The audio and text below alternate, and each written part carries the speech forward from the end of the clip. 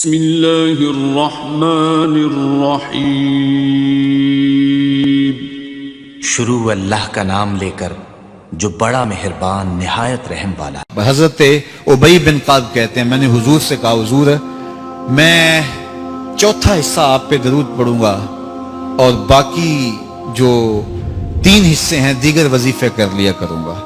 تو آقا کریم نے فرمایا جیسے تمہاری مرضی، لیکن اگر درود کو بڑھا دو تو ہوگا اچھا۔ تو میں نے کہا حضور میں آدھا وقت درود پڑھوں گا، آدھا دیگر وظیفے کروں گا۔ فرمایا ما شئت، جو تمہاری مرضی، لیکن درود کی مقدار بڑھ جائے تو اچھا ہوگا۔ میں نے کہا حضور میں 2 حصے درود پڑھوں گا، 1 حصہ باقی وظیفے کروں گا۔ فرمایا بہت اچھا، لیکن درود کی مقدار بڑھ جائے تو پھر اور اچھا ہوگا۔ عرض کی حضور میں پڑھوں گا ہی درود، میں سارا وقت درود پڑھوں گا۔ تو سنو میرے حضور نے کیا کہا، یہ ترمذی کی روایت ہے۔ حضور نے فرمایا پھر تیرے سارے دکھ مٹ جائیں گے، سارے گناہ معاف کر دیے جائیں گے۔ تو اس لیے کثرت کے ساتھ حضور پہ درود پڑھیں۔ حضور اس بات کو پسند کرتے تھے کہ میری امت میرے اوپر درود پڑھے اور رب ان پر رحمت نازل کرے۔ کیا پسند تھی حضور کی کہ میری امت مجھ پہ درود پڑھے اور میرا رب رحمتوں کا نزول کرے۔ صحیح مسلم میں روایت ہے جو میرے اوپر 1 مرتبہ درود پڑھتا ہے اللہ اس پہ 10 رحمتیں نازل کرتا ہے۔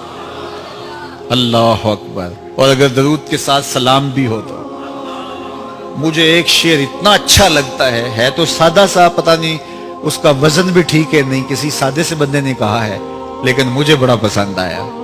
بعض روح کھینچ لیتے ہیں نا۔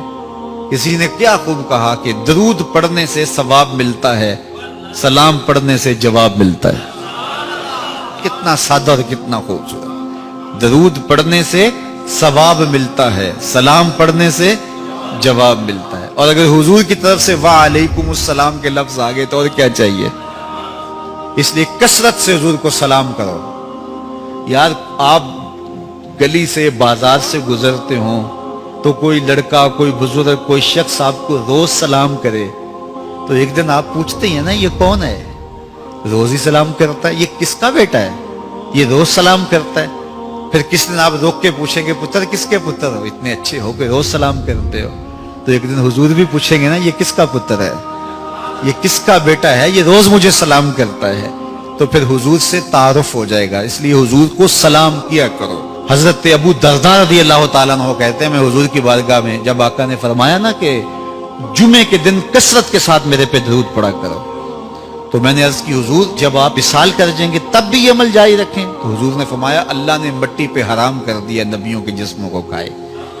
فنبی اللہ حی یرزق، نبی قبروں میں زندہ ہوتے ہیں اور انہیں رزق بھی دیا جاتا ہے۔ اس لیے جمعے کے دن کثرت کے ساتھ میرے اوپر درود پڑھو۔